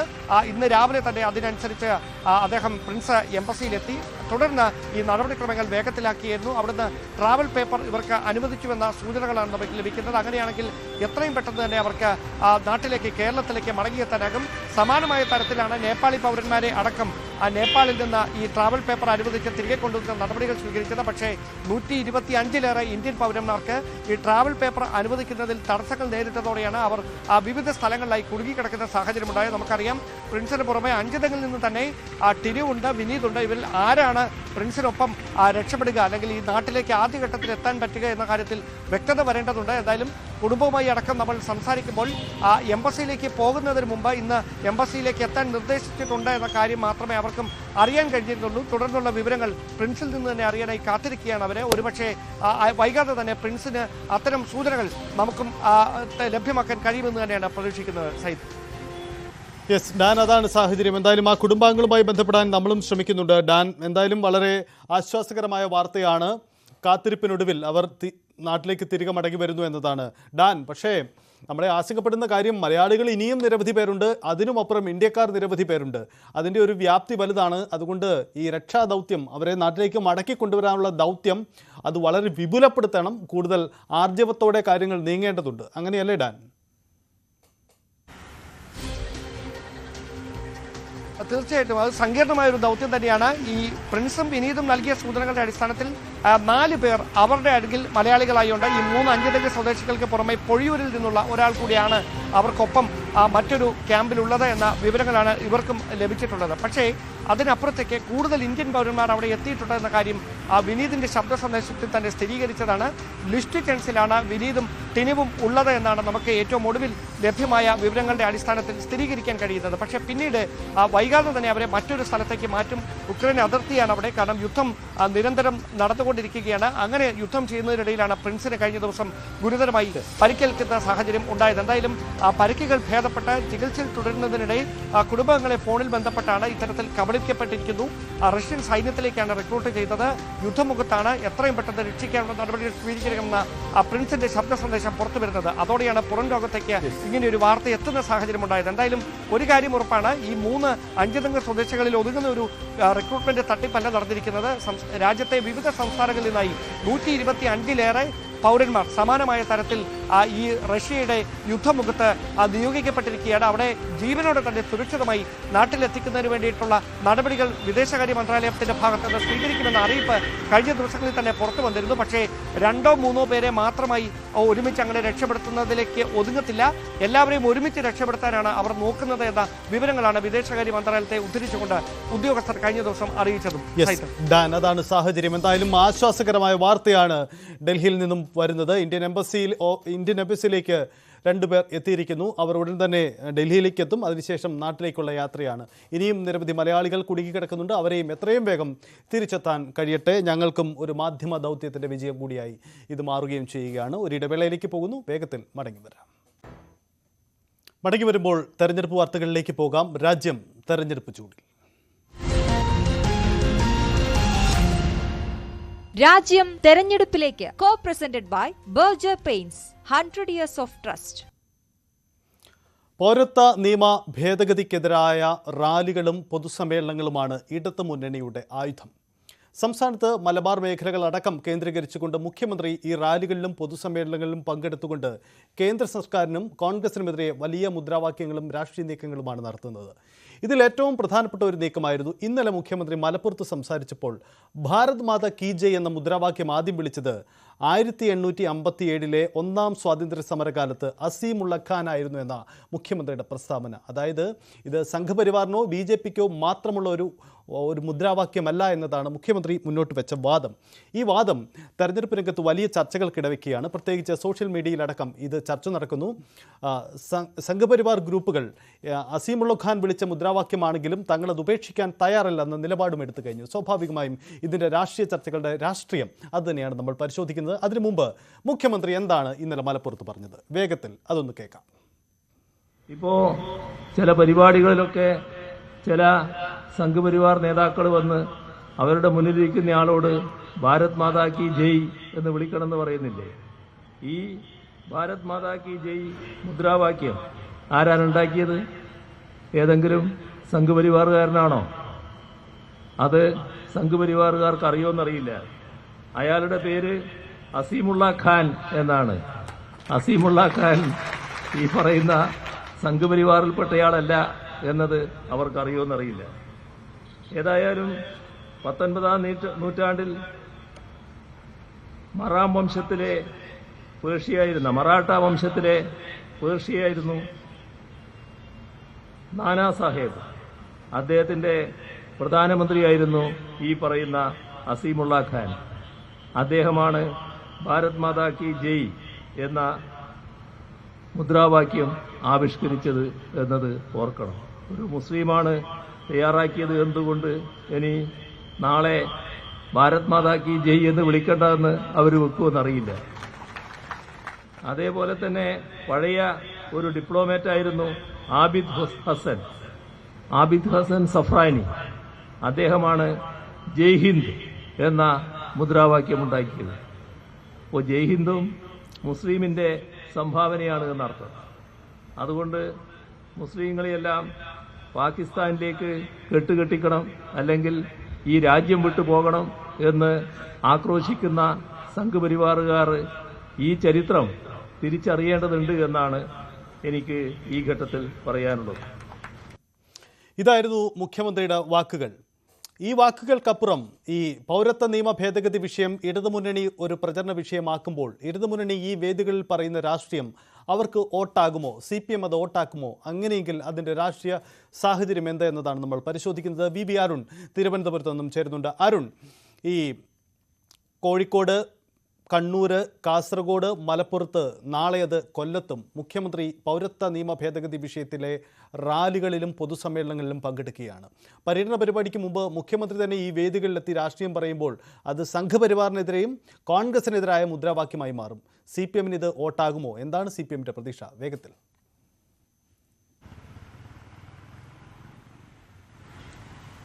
സജിത്ത്, ദേശീയതയുടെയും അതുപോലെ ദേശാഭിമാന ബോധത്തിൻ്റെയും ഒക്കെ ചിഹ്നങ്ങൾ, മുദ്രാവാക്യങ്ങൾ ഒക്കെ സംഘപരിവാറുകാർക്ക് മാത്രമുള്ളതാണോ? അങ്ങനെയാണെങ്കിൽ അങ്ങനെ അല്ല എന്നൊരു സന്ദേശമാണ് മുഖ്യമന്ത്രി പിണറായി വിജയൻ നൽകാൻ ഉദ്ദേശിക്കുന്നത്. കാരണം ഭാരത് മാതാ കി ജയ് എന്ന് പൊതുവിൽ വിളിച്ചു കേൾക്കുന്നത് നേരത്തെയൊക്കെ എല്ലാവരും വിളിക്കുമായിരുന്നെങ്കിൽ ഇപ്പോൾ BJP അല്ലെങ്കിൽ സംഘപരിവാർ അനുകൂല സംഘടനകൾ അവരുടെ യോഗങ്ങളിലും അവരുടെ നേതാക്കൾ പ്രസംഗിക്കുമ്പോഴും ഒക്കെയാണ് ഭാരത് മാതാ കി ജയ് പൊതുവിൽ വിളിച്ചു കേൾക്കുന്നത്. അങ്ങനെയുള്ള ശബ്ദങ്ങൾ, ആ മുദ്രാവാക്യങ്ങളൊക്കെ അത് സംഘപരിവാറുകാരുടെ സംഭാവനയല്ല, അവർ മാത്രം ഉപയോഗിക്കേണ്ടതല്ല എന്നൊരു സന്ദേശമാണ് മുഖ്യമന്ത്രി പിണറായി വിജയൻ നൽകുന്നത്. അത് BJPക്കാരോ അല്ലെങ്കിൽ സംഘപരിവാർ ബന്ധമുള്ളവരോ കണ്ടെത്തിയ, അവർ ആവിഷ്കരിച്ച മുദ്രാവാക്യമല്ല, ആ വാക്കുകളല്ല എന്നാണ് അദ്ദേഹം പറയുന്നത്. അതുകൊണ്ട് തന്നെ ഇത് അവർക്ക് മാത്രം പറയാനുള്ളതല്ല. അങ്ങനെ അത് മാത്രവുമല്ല, അങ്ങനെ ഇത് ഒരു മുസ്ലിമാണ്, മുസ്ലിങ്ങളെല്ലാം പാകിസ്ഥാനിലേക്ക് പോകണമെന്ന് പറയുന്നവർ ഒരു മുസ്ലിം പതിറ്റാണ്ടുകൾക്ക് മുമ്പ്, നൂറ്റാണ്ടുകൾക്ക് മുമ്പ് കൊണ്ടുവന്ന ഒരു മുദ്രാവാക്യത്തെ തള്ളിപ്പറയുമോ? ഇനിയും അത് മുസ്ലിം എന്ന് അറിഞ്ഞാൽ വീണ്ടും ഏറ്റുവിളിക്കാൻ തയ്യാറാകുമെന്ന ചോദ്യമാണ് മുഖ്യമന്ത്രി പിണറായി വിജയൻ മുന്നോട്ട് വയ്ക്കുന്നത്. ഏതായാലും തെരഞ്ഞെടുപ്പ് രാഷ്ട്രീയം, പ്രത്യേകിച്ചും പൗരത്വ നിയമ ഭേദഗതി ഏറ്റവും സജീവ ചർച്ചയായി നിൽക്കുന്ന ഈ തെരഞ്ഞെടുപ്പ് കാലത്ത് മുഖ്യമന്ത്രിയുടെ ഈ പ്രസ്താവനയും വലിയ ചർച്ചയാകുമെന്ന് ഉറപ്പാണ്. അവിടെയും മുസ്ലിങ്ങളെ സംരക്ഷിക്കണം, മുസ്ലിങ്ങളെ എന്തുകൊണ്ട് നാടുകടത്തുന്നു നാടുകടന്നു പോകണമെന്ന് പറയുന്നവർ എന്തിന് ഈ മുദ്രാവാക്യം ഏറ്റെടുക്കുന്നു, അങ്ങനെയെങ്കിലും മാറ്റിപ്പറയുമെന്ന ചോദ്യമാണ് മുഖ്യമന്ത്രി പിണറായി വിജയൻ ഉന്നയിക്കുന്നത്. ഏതായാലും സയ്യിദ് സൂചിപ്പിച്ച പോലെ സംഘപരിവാർ ഗ്രൂപ്പുകൾ ഇതിന് മറുപടി പറഞ്ഞു തുടങ്ങിയിട്ടുമുണ്ട്. ആര് കൊണ്ടുവന്നതായാലും തങ്ങൾ അത് ഉപേക്ഷിക്കില്ല എന്ന മറുപടിയാണ് ഈ ഘട്ടത്തിൽ അവർ നൽകുന്നത്. അതായത് ഇത്തരം മുദ്രാവാക്യങ്ങൾ ഒരു വിഭാഗത്തിന് മാത്രമുള്ളതല്ല, അല്ലെങ്കിൽ RSSന്റെ സംഘപരിവാറുമായി ബന്ധപ്പെട്ട് നിൽക്കുന്ന രാഷ്ട്രീയ പ്രസ്ഥാനങ്ങൾക്ക് മാത്രം ഉന്നയിക്കാനുള്ളത്, അവർക്ക് മാത്രമല്ല ദേശീയതയും ദേശാഭിമാന ബോധവുമുള്ളത് എന്നുകൂടി മുഖ്യമന്ത്രി ഇതിലൂടെ പറയാൻ ശ്രമിക്കുകയാണ്. അതുകൊണ്ട് തന്നെ അതിൻ്റെ അവകാശം, അട്ടിപ്പേർ അവകാശം ആരും ഏറ്റെടുക്കാൻ വരേണ്ട എന്ന ഒരു രാഷ്ട്രീയ സന്ദേശം കൂടിയാണ് സംഘപരിവാറിന് BJP കേന്ദ്രങ്ങൾക്ക് മുഖ്യമന്ത്രി പിണറായി വിജയൻ നൽകുന്നത്. അത് നൽകാൻ അദ്ദേഹം തിരഞ്ഞെടുത്ത വേദി ഏറ്റവും പ്രധാനപ്പെട്ടതാണ്, ജില്ല ഏറ്റവും പ്രധാനപ്പെട്ടതാണ്.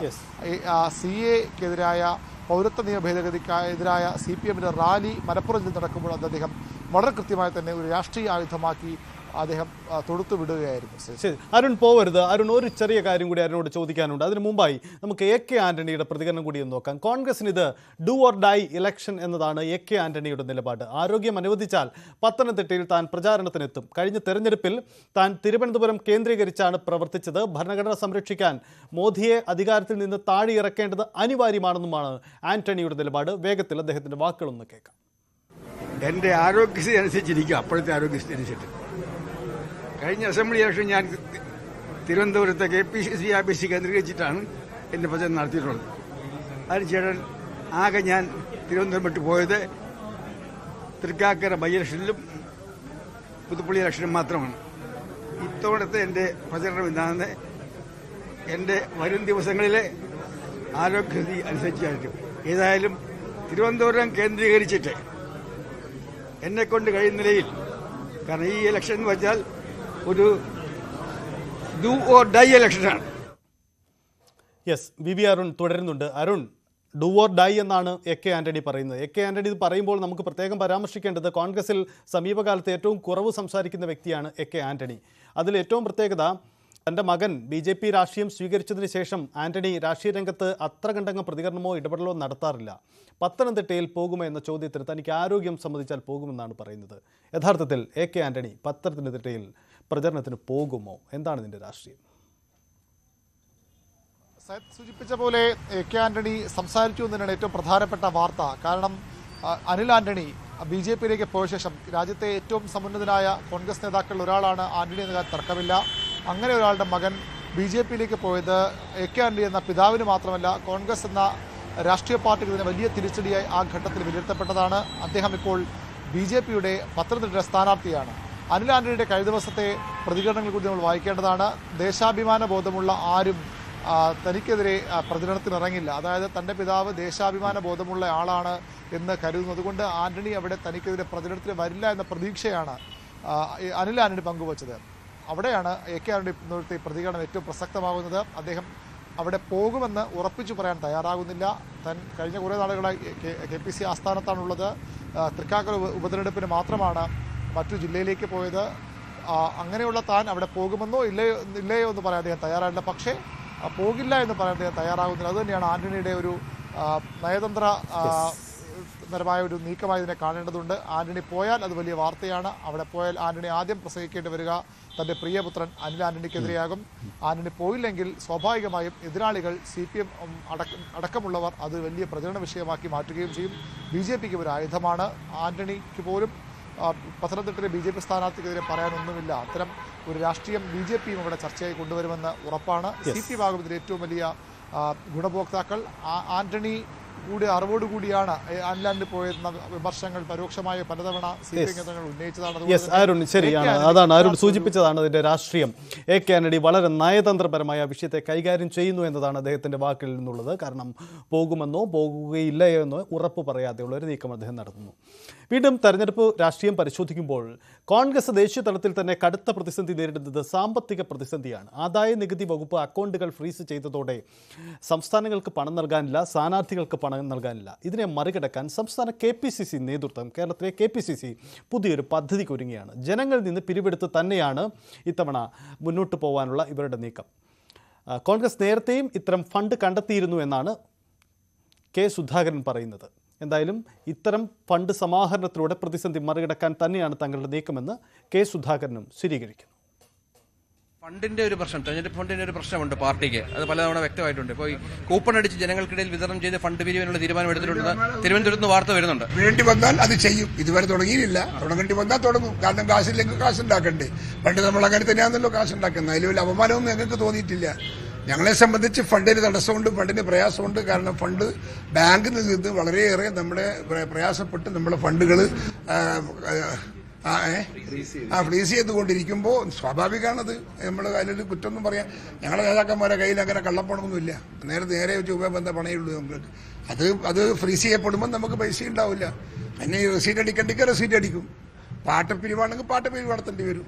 ഒരു രാഷ്ട്രീയമല്ലേ, അതിലും തിരിക്കുന്നു. എല്ലാ മണ്ഡലങ്ങളിലും ഈ പൈസയുടെ പ്രശ്നം ഉണ്ടല്ലേ? എല്ലാവരും ഉണ്ട്. എല്ലാവരുടെയും സാമ്പത്തികമായി ഭയങ്കര ക്രൈസിസ് ഉണ്ട്. ഇതുവരെ നമ്മൾ ഇങ്ങനത്തെ ഒരു ക്രൈസിസ് ഉള്ള ഇലക്ഷൻ നമ്മൾ അഭിമുഖീകരിച്ചിട്ടില്ല. അതൊരു സത്യമാണ്. ഓക്കെ, വളരെ ഉപകാരം. വളരെ നന്ദി. സുധാകരൻ പറയുന്ന പോലെ ഇതുവരെ നേരിടാത്ത പ്രതിസന്ധി സാമ്പത്തികമായി തെരഞ്ഞെടുപ്പ് രംഗത്ത് കോൺഗ്രസ് നേരിടുന്നു എന്നതാണ്. കോൺഗ്രസിന്റെ ഈ വാർത്തയിൽ നിന്നും നമ്മൾ പത്തനംതിട്ടയിലേക്ക് പോകുമ്പോൾ അവിടെ വാർത്ത സൃഷ്ടിക്കുന്നത് CPM നേതൃത്വമാണ്. CPMന്റെ പത്തനംതിട്ട ജില്ലാ സെക്രട്ടേറിയറ്റ് യോഗത്തിൽ കയ്യാങ്കളി എന്ന വാർത്ത നിഷേധിക്കുകയാണ് ജില്ലാ നേതൃത്വം.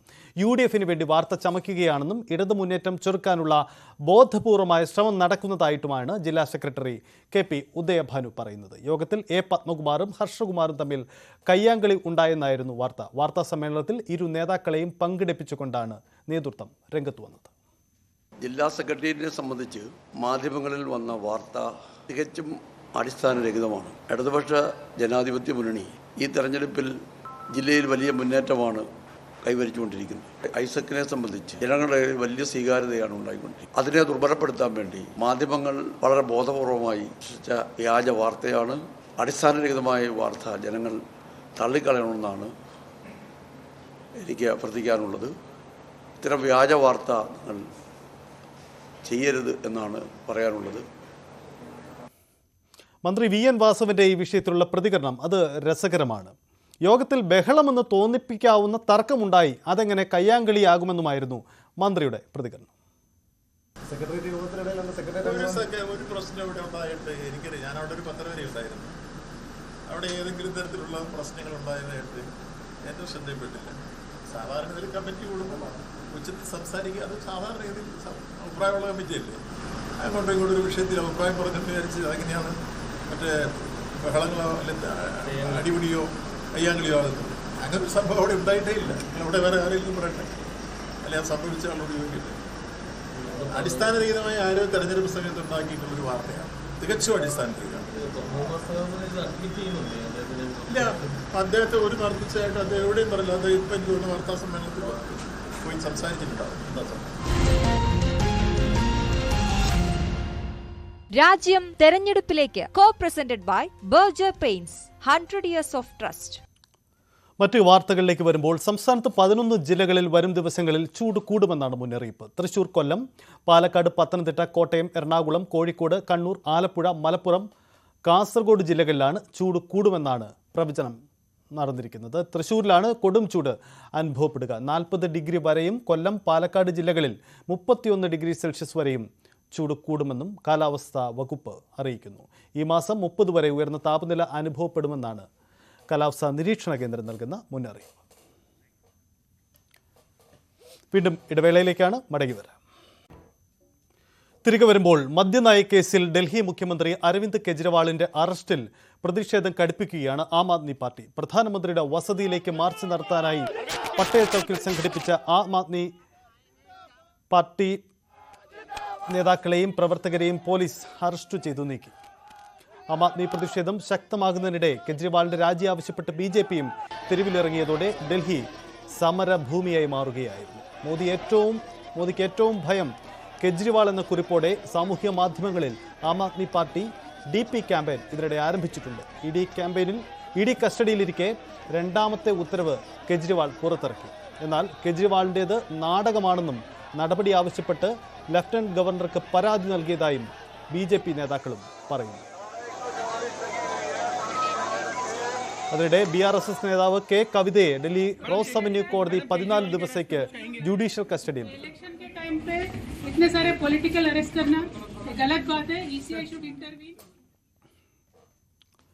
വീണ്ടും മറ്റൊരു കേരള വാർത്തയിലേക്ക് വരുമ്പോൾ മലപ്പുറം കാളികാവ് ഉദിരംപൊയിൽ 2 വയസ്സുകാരി കൊല്ലപ്പെട്ട സംഭവത്തിൽ പിതാവ് ഫായിസിനെതിരെ കൊലക്കുറ്റം ചുമത്തി പോലീസ്.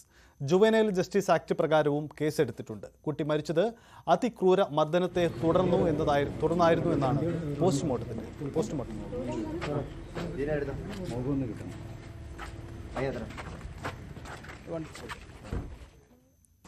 കാളികാവ് ഉദിരംപൊയിലിൽ 2 വയസ്സുകാരി മരിച്ചത് പിതാവ് ക്രൂരമായി ഉപദ്രവിച്ചാണെന്നാണ് പോലീസിന്റെ കണ്ടെത്തൽ. പോസ്റ്റ്മോർട്ടം അടിസ്ഥാനത്തിലാണ് പോലീസ് ഈ നിഗമനത്തിൽ എത്തിയിട്ടുള്ളത്. കുട്ടിയുടെ തലച്ചോറിൽ രക്തം കട്ട പിടിച്ചിട്ടുണ്ട്. ഒപ്പം തന്നെ തലച്ചോറ് ഇളകിയ അവസ്ഥയിലായിരുന്നു. വാരിയല് ഒടിഞ്ഞ് ആന്തരാവയവങ്ങളിൽ കയറിയ നിലയിലായിരുന്നു. കുട്ടിയുടെ ശരീരത്തിൽ ഉടനീളം മുറിവുകളും അതിൻ്റെ അടയാളങ്ങളുമുണ്ട്. സിഗരറ്റ് കൊണ്ട് പൊള്ളിച്ചതെന്ന് കരുതുന്ന പാടുകളുണ്ട്. അത്തരത്തിൽ വലിയ പീഡനങ്ങൾക്കാണ് കുട്ടി ദിവസങ്ങളായിട്ട് ഇരയായിരുന്നത്. ഇതിൽ മരണത്തിലേക്ക് നയിച്ചത് തലക്കേറ്റ ക്ഷതം, തലച്ചോറിൽ രക്തം കട്ട പിടിച്ചതും തലച്ചോറ് ഇളകിയതുമാണെന്നാണ് പോലീസിന്റെ കണ്ടെത്തൽ. ഇത് ചെയ്തത് കുട്ടിയുടെ പിതാവ് തന്നെയാണെന്നും പോലീസ് പറയുന്നു. ഇതിന്റെ എല്ലാം അടിസ്ഥാനത്തിലാണ് ഫായിസിനെതിരെ ഇപ്പോൾ കൊലക്കുറ്റം ചുമത്തിയിരിക്കുന്നത്. കൊലക്കുറ്റവും ജുവനൈൽ ജസ്റ്റിസ് ആക്ട് പ്രകാരമുള്ള വകുപ്പുകളുമാണ് ഇയാൾക്കെതിരെ ചുമത്തിയിട്ടുള്ളത്. പ്രതിയെ മഞ്ചേരി കോടതിയിലാണ് ഹാജരാക്കുക. കോടതിയിൽ നിന്നും വാങ്ങി തെളിവെടുപ്പിന് അടുത്ത ദിവസം കൊണ്ടുപോകും. ഈ കുടുംബത്തിലെ തർക്കമാണ്, അതായത് ഭാര്യ ഇയാൾക്കെതിരെ കൊടുത്ത കേസ് പിൻവലിക്കാത്തതിനെ തുടർന്നുള്ള വിരോധവും പ്രശ്നങ്ങളുമാണ് ഈ കുട്ടിയെ ഇയാൾ അതിക്രൂരമായിട്ട് ഉപദ്രവിക്കാനുള്ള കാരണമെന്നാണ് പോലീസിന്റെ നിഗമനം ഉള്ളത്. എന്താണെങ്കിലും മനസാക്ഷിയെ ഞെട്ടിച്ച ഒരു സംഭവത്തിൽ സ്വന്തം പിതാവിനാൽ ഒരു കുഞ്ഞ് കൊല്ലപ്പെട്ടു എന്നത് നാടിനെ ഒന്നാകെ നടുക്കിയ ഒരു സാഹചര്യമാണ് ഉള്ളത്. പ്രതിക്ക് പരമാവധി ശിക്ഷ കിട്ടും വിധം എല്ലാ വകുപ്പുകളും ചുമത്തി ശക്തമായ അന്വേഷണം നടത്തുകയാണ് പോലീസ്. മലപ്പുറത്ത് നിന്നും CV അനുമോദ്, ന്യൂസ് 18. കൊച്ചിയിലെ ഗുണ്ടാ നേതാവ് ഔറംഗസേബിനെ ആന്റി ടെററിസ്റ്റ് സ്ക്വാഡ് ഇന്ന് ചോദ്യം ചെയ്തു. കൊച്ചിയിലെ ഓഫീസിലായിരുന്നു ചോദ്യം ചെയ്യൽ നടപടികൾ. കൊച്ചി അധോലോകത്തെക്കുറിച്ച് ന്യൂസ് 18നോട് വെളിപ്പെടുത്തിയതിനെ തുടർന്നായിരുന്നു ATSന്റെ നടപടി. പെരുമ്പാവൂർ അനസുമായി ബന്ധപ്പെട്ട കാര്യങ്ങൾ ചോദിച്ചറിയുകയാണ് അന്വേഷണ സംഘത്തിന്റെ ATSന്റെ ലക്ഷ്യം.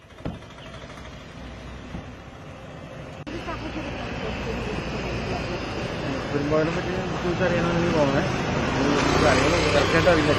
അറിയാൻ പറ്റില്ല. എന്തായാലും പോയിട്ട് കയറിട്ട് വരാം. ഇതേ വിഷയത്തിൽ തന്നെ മറ്റൊരു വാർത്തയിലേക്ക് വരുമ്പോൾ പെരുമ്പാവൂർ അനസിനെ തനിക്ക് അറിയില്ലെന്നാണ് നടൻ വിനയ് ഫോർട്ട് ന്യൂസ് 18നോട് പറഞ്ഞത്. അനസിനു കൂടി പങ്കാളിത്തമുള്ള സ്ഥാപനത്തിന്റെ ഉദ്ഘാടന ചടങ്ങിൽ ദുബായിൽ അദ്ദേഹം പങ്കെടുത്തത് ജാഗ്രത കുറവുകൊണ്ടാണെന്നാണ് വിനയ് ഫോർട്ട് വിശദീകരിക്കുന്നത്. സ്ഥാപനത്തെക്കുറിച്ചും ഉടമയെക്കുറിച്ചും അന്വേഷിക്കേണ്ട ഉത്തരവാദിത്തം തനിക്കുണ്ടായിരുന്നു. ദുബായിലെ ലീഗൽ ഫേമിന്റെ ഉദ്ഘാടനത്തിന് എന്ന് പറഞ്ഞാണ് തന്നെ പരിപാടിക്ക് ക്ഷണിച്ചത്. ദുബായിലെ പല പ്രമുഖരും ഉദ്ഘാടന ചടങ്ങിൽ പങ്കെടുത്തിരുന്നതായും വിനയ് ഫോർട്ട് ന്യൂസ് 18നോട് പറഞ്ഞു. എനിക്കൊരു ബന്ധമില്ല. ഞാൻ ഈ മറ്റേ ദുബായിലുള്ള ടൈമിന് ഈ പറയുന്ന പോലെ അവിടെ ഒരു പരിപാടി നടക്കുന്നു വരാൻ പറഞ്ഞിട്ട് നമ്മുടെ ഈ മാനേജ്മെന്റ് പിള്ളേര്, പിന്നെ എനിക്ക് അതിനെ കുറിച്ചിട്ട് ഒന്നും അറിഞ്ഞൂടാ. എന്നിപ്പോ കഴിഞ്ഞ ദിവസം ആരോ പറഞ്ഞപ്പോഴേ അറിയുന്നത് ഇങ്ങനത്തെ വിഷയങ്ങള്. എനിക്ക് പറയുന്ന വ്യക്തിനെ ഒന്നും അറിഞ്ഞൂടാ. പക്ഷെ ഈ പറയുന്ന പോലെ നമ്മൾ കുറച്ചും കൂടെ അന്വേഷിക്കുക എന്ന് പറയുന്ന റെസ്പോൺസിബിലിറ്റി ഉണ്ടായിരുന്നു. അത് പറ്റിയില്ല. എനിക്ക് അറിയാനേ പാടില്ല. എന്നോട് പറഞ്ഞ ലീഗൽ ഫേം, അതായത് ഇപ്പോ ദുബായിലൊക്കെ നമ്മളുള്ളപ്പോ നമ്മുടെ എന്തെങ്കിലും ബിസിനസ് തുടങ്ങാനോ അങ്ങനെ എന്തെങ്കിലും ലീഗൽ ആ ഫേം അങ്ങനെയായിരുന്നു. അതിന്റെ ഒരു അഷ്വറൻസിലാണ് ഞാൻ പോയത്. മറ്റൊരു വാർത്തയിലേക്ക് വരുമ്പോൾ മോഹിനിയാട്ടം പഠനത്തിൽ കലാമണ്ഡലത്തിൽ ആൺകുട്ടികളോട് ലിംഗവിവേചനമെന്ന് മുൻ രജിസ്ട്രാർ NR ഗ്രാമപ്രകാശ്. ആൺകുട്ടികൾക്കും പഠിക്കാൻ അവസരമൊരുക്കണം. UGC മുന്നോട്ട് വയ്ക്കുന്ന ലിംഗസമത്വം കലാമണ്ഡലത്തിൽ അട്ടിമറിക്കപ്പെടുകയാണ് എന്നും അദ്ദേഹം പറയുന്നു. മറ്റൊരു വാർത്ത നോക്കുമ്പോൾ ഗ്ലോക്കോമ രോഗത്തെപ്പറ്റി അവബോധം സൃഷ്ടിക്കുന്നതിനായി doctor Rani Menon Maxi Vision കണ്ണാശുപത്രി സംഘടിപ്പിച്ച 2 ആഴ്ച നീണ്ട പ്രചരണ പരിപാടികൾ സമാപിച്ചു. Kerala society of ophthalmic surgeons, Thrissur academic club of ophthalmology എന്നിവരുടെയും സഹകരണത്തോടെയാണ് വെളിച്ചം എന്ന പരിപാടി സംഘടിപ്പിച്ചത്. സമാപനത്തോടനുബന്ധിച്ച് തത്സമയ നൃത്ത മത്സരവും പ്രഭാഷണ പരിപാടികളും ഉണ്ടായിരുന്നു. നൃത്ത മത്സര വിജയികൾക്കും മികച്ച NSS സംഘത്തിനും 1 ലക്ഷം രൂപയുടെ വീതം പുരസ്കാരങ്ങൾ വിതരണം ചെയ്തു.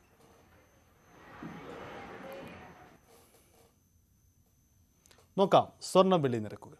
കവിത ഗോൾഡ് ആൻഡ് ഡയമണ്ട്സ് ഇന്നത്തെ സ്വർണം വെള്ളി നിരക്കുകൾ നിങ്ങൾക്കായി സമർപ്പിക്കുന്നത്. വലിയ സ്വപ്നങ്ങൾ, വലിയ സന്തോഷങ്ങൾ, വലിയ collection. Kavitha gold and diamonds. സ്വർണം 22 ക്യാരറ്റ് ഗ്രാമിന് 6105, പവന് 48,840. 18 ക്യാരറ്റ് സ്വർണത്തിന് ഗ്രാമിന് 5095, പവന് 40,760.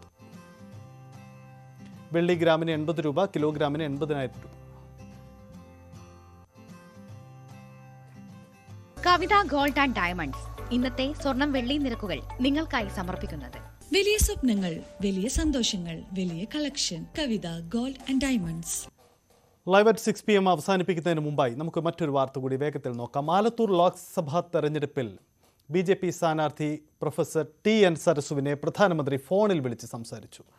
പ്രചാരണത്തിന് പുറമെ സഹകരണ ബാങ്ക് തട്ടിപ്പ് കേസിലെ പ്രതികൾക്കെതിരെ കർശന നടപടി സ്വീകരിക്കുമെന്നും പ്രധാനമന്ത്രി അവർക്ക് ഉറപ്പ് നൽകിയിട്ടുണ്ട്. ED അറ്റാച്ച് ചെയ്ത വസ്തുവകകളിൽ നിന്നും പാവപ്പെട്ടവർക്ക് പണം തിരികെ ലഭിക്കുന്നുണ്ടെന്ന് ഉറപ്പാക്കാൻ പദ്ധതി നടപ്പിലാക്കുമെന്നും പ്രധാനമന്ത്രി വ്യക്തമാക്കിയെന്നാണ് ലഭ്യമാവുന്ന വിവരം. എന്തായാലും SFI നേതൃത്വത്തെ വെല്ലുവിളിച്ചുകൊണ്ട് രാഷ്ട്രീയ നിലപാട് സ്വീകരിച്ച വ്യക്തിയാണ് പ്രൊഫസർ സരസു. അവരാണിപ്പോൾ BJPയുടെ ആലത്തൂരെ സ്ഥാനാർത്ഥിയാവുന്നത്. സ്വാഭാവികമായും പ്രധാനമന്ത്രി അവരെ വിളിച്ച് എല്ലാ തരത്തിലുള്ള ഉറപ്പുകളുമാണ് നൽകുന്നത്. പ്രചരണ പരിപാടികൾക്ക് പ്രധാനമന്ത്രിയുടെ സാന്നിധ്യം ഉണ്ടാവാനുള്ള സാധ്യതയും അതോടുകൂടി വ്യക്തമാവുകയാണ്.